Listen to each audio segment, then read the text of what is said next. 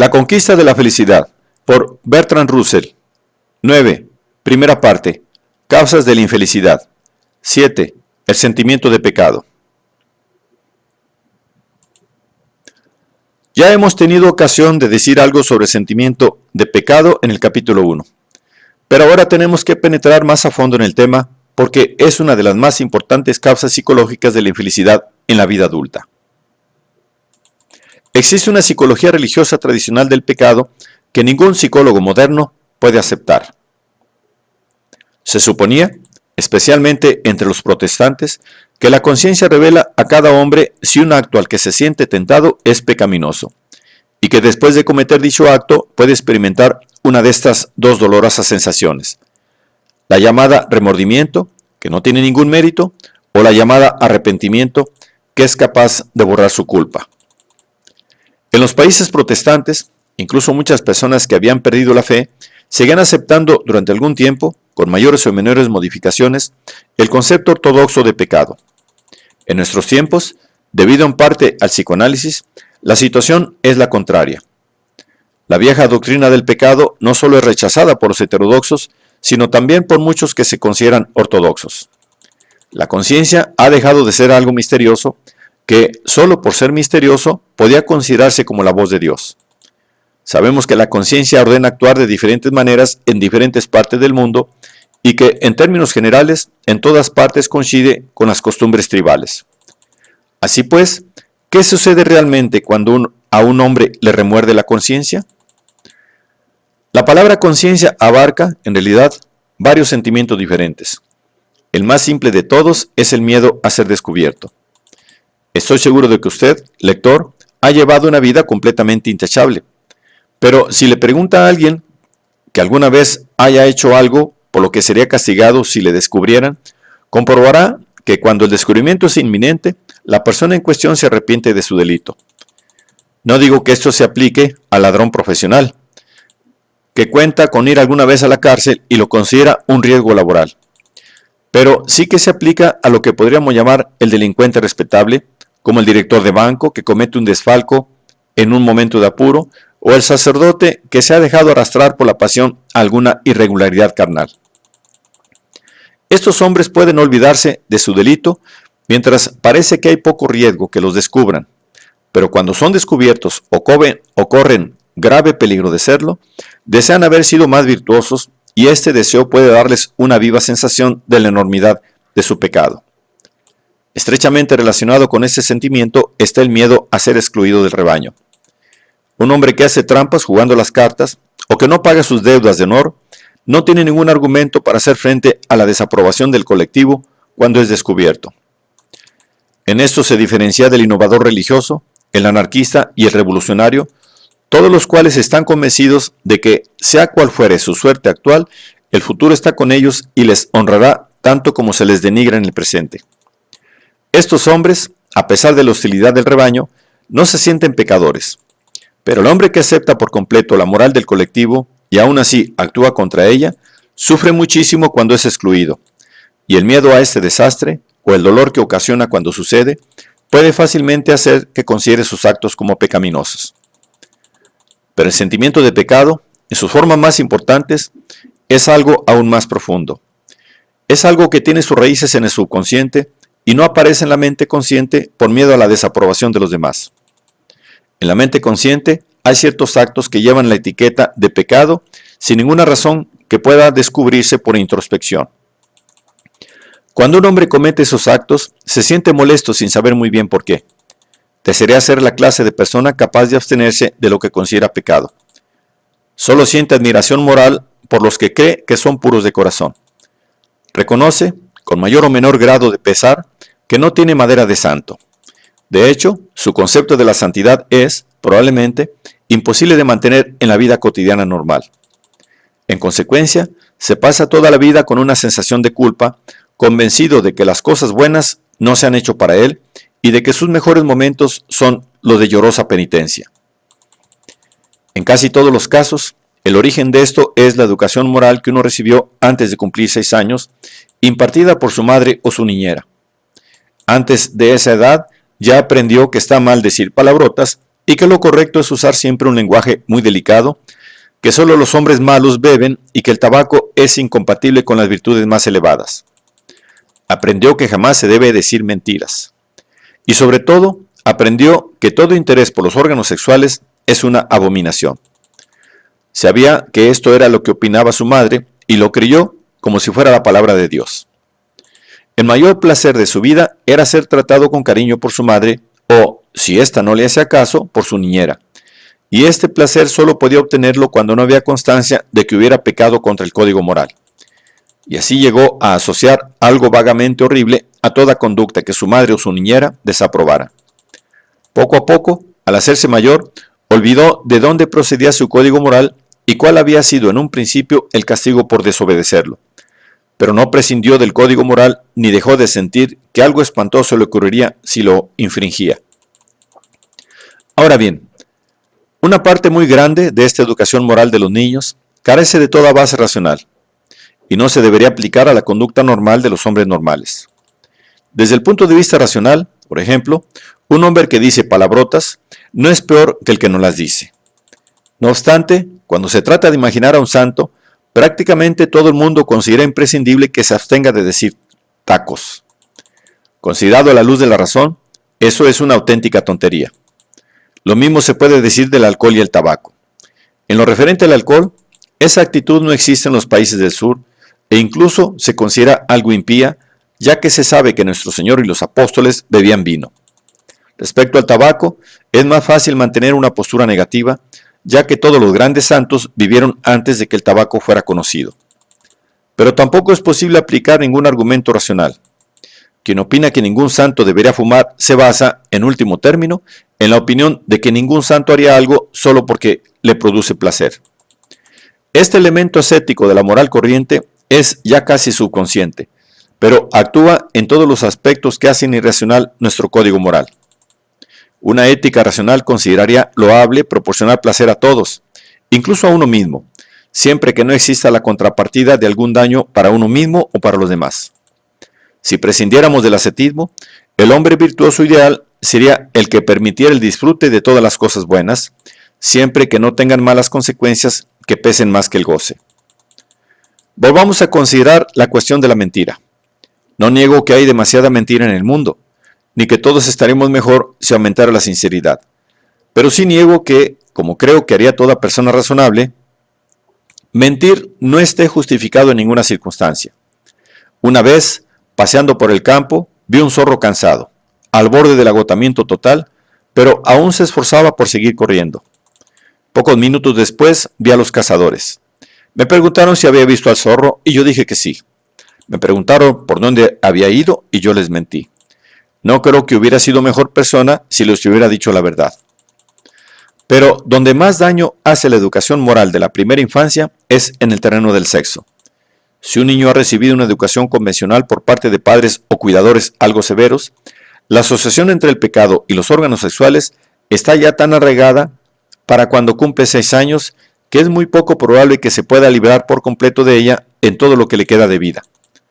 Por supuesto, este sentimiento está reforzado por el complejo de Edipo, ya que la mujer más amada durante la infancia es una mujer con la que es imposible tomarse ningún tipo de libertades sexuales. El resultado es que muchos hombres adultos consideran que el sexo desagrada a las mujeres y no pueden respetar a sus esposas a menos que éstas detesten el contacto sexual. Pero el hombre que tiene una mujer fría se verá empujado por el instinto a buscar satisfacción instintiva en otra parte. Sin embargo, esta satisfacción instintiva, si la encuentra momentáneamente, estará envenenada por el sentimiento de culpa, lo que le impedirá ser feliz en todas sus relaciones con mujeres, tanto dentro como fuera del matrimonio. A la mujer le ocurre algo muy parecido si se le ha enseñado insistentemente a ser lo que se llama pura. Instintivamente se echa atrás en sus relaciones sexuales con el marido y tiene miedo de obtener placer de ellas. No obstante, en las mujeres actuales esto se da mucho menos que hace 50 años. Yo diría que ahora mismo, entre las personas educadas, la vida sexual de los hombres es más retorcida y está más envenenada por el sentimiento de pecado que la de las mujeres.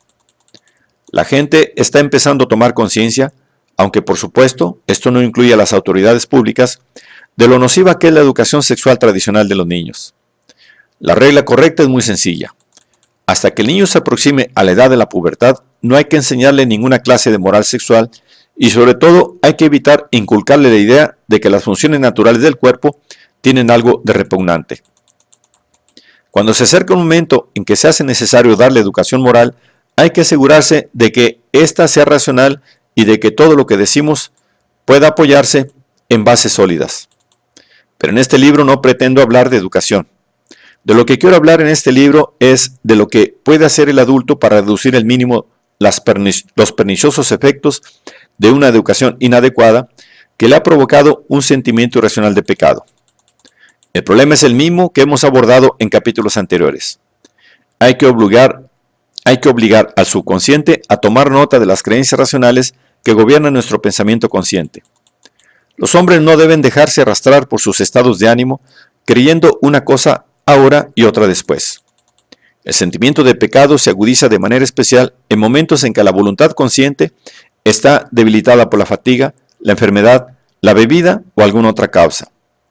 Lo que uno siente en esos momentos, a menos que sea efecto de la bebida, lo considera una revelación de sus facultades superiores.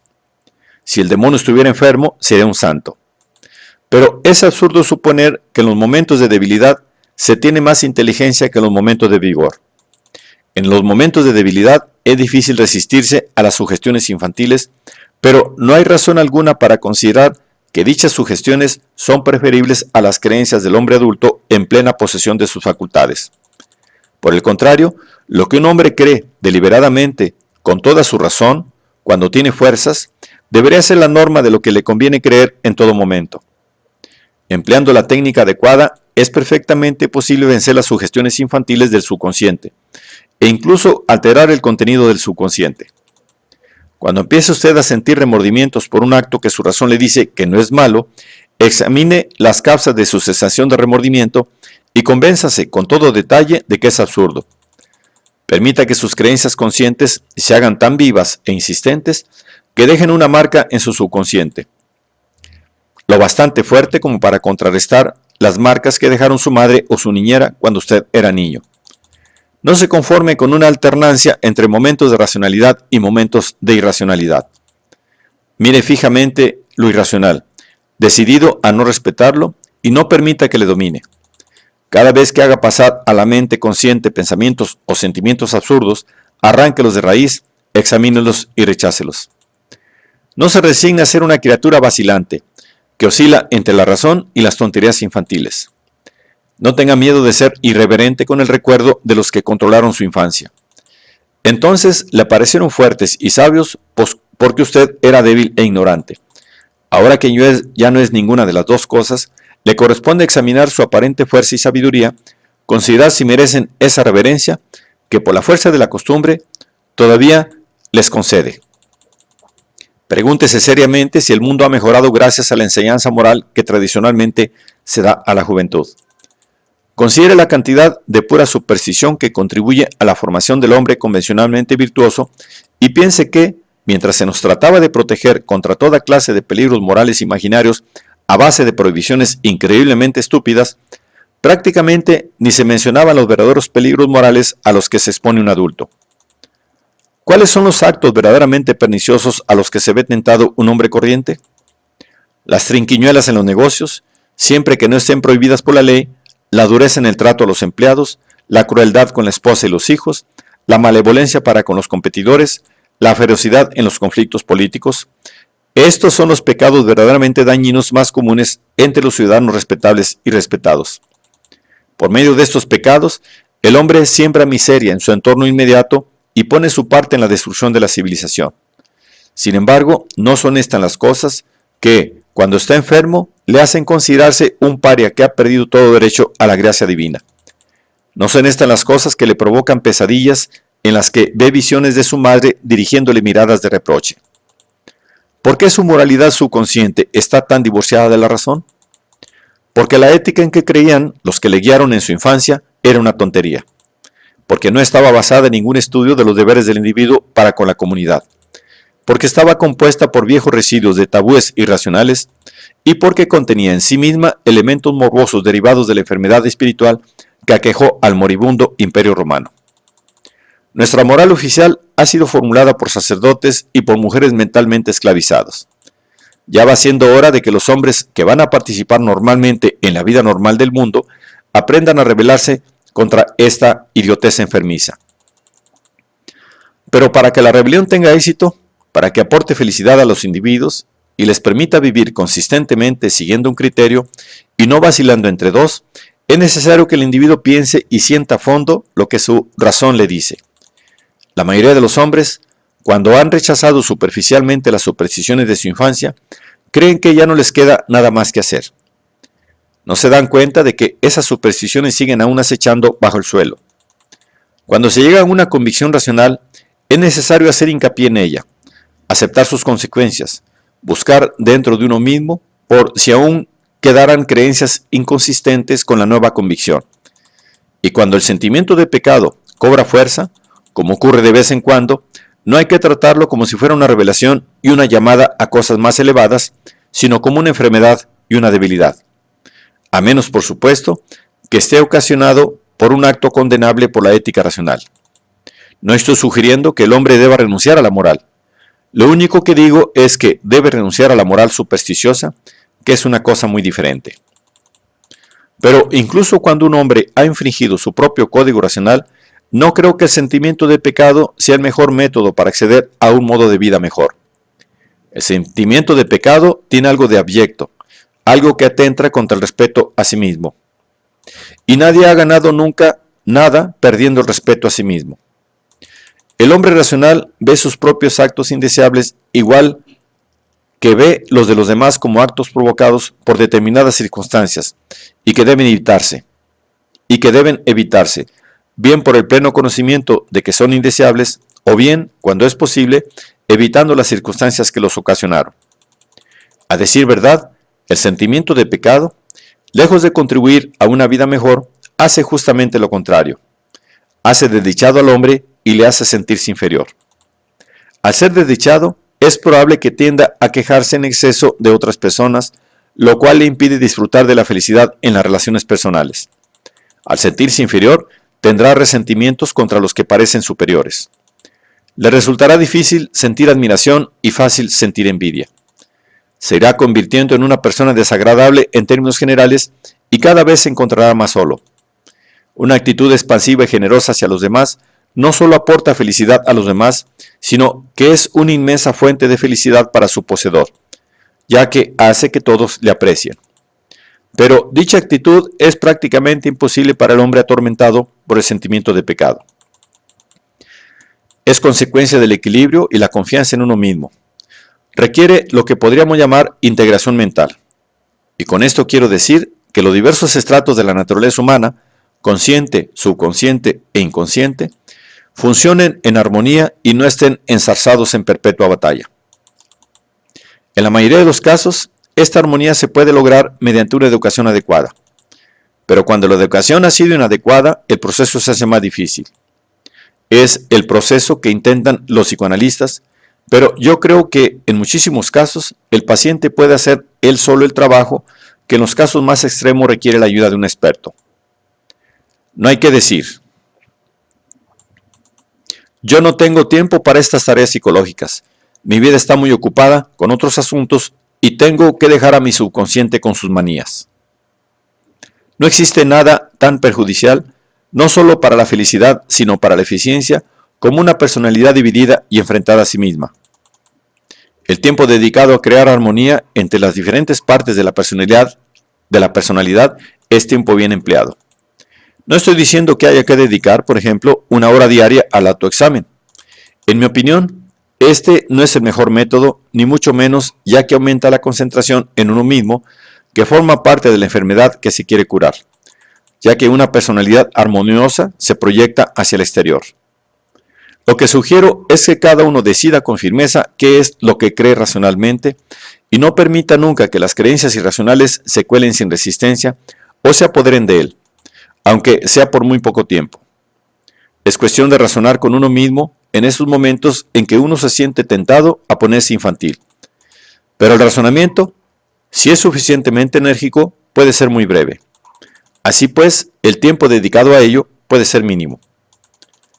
Existen muchas personas a las que les disgusta la racionalidad y a las cuales lo que estoy diciendo les parecerá irrelevante y sin importancia. Piensan que la racionalidad, si se le da rienda suelta, mata todas las emociones más profundas. A mí me parece que esta creencia se debe a un concepto totalmente erróneo de la función de la razón en la vida humana. No es competencia de la razón generar emociones, aunque puede formar parte de sus funciones el descubrir maneras de evitar dichas emociones por constituir un obstáculo para el bienestar. No cabe duda que una de las funciones de la psicología racional consiste en encontrar maneras de reducir al mínimo el odio y la envidia. Pero es un error suponer que al reducir al mínimo esas pasiones, estamos reduciendo al mismo tiempo la fuerza de las pasiones que la razón no condena. En el amor apasionado, en el cariño paternal, en la amistad, en la benevolencia, en la devoción a la ciencia o al arte, no hay nada que la razón quiera disminuir. El hombre racional, cuando siente alguna de estas emociones, o todas ellas, se alegra de sentirlas y no hace nada por disminuir su fuerza, ya que todas estas emociones forman parte de la vida buena, es decir, de la vida que busca la felicidad para uno mismo y para los demás. En sí mismas, las pasiones no tienen nada de irracional, y muchas personas irracionales solo sienten las pasiones más triviales. No hay por qué temer que, por volverse racional, uno vaya a quitarle el sabor a su vida.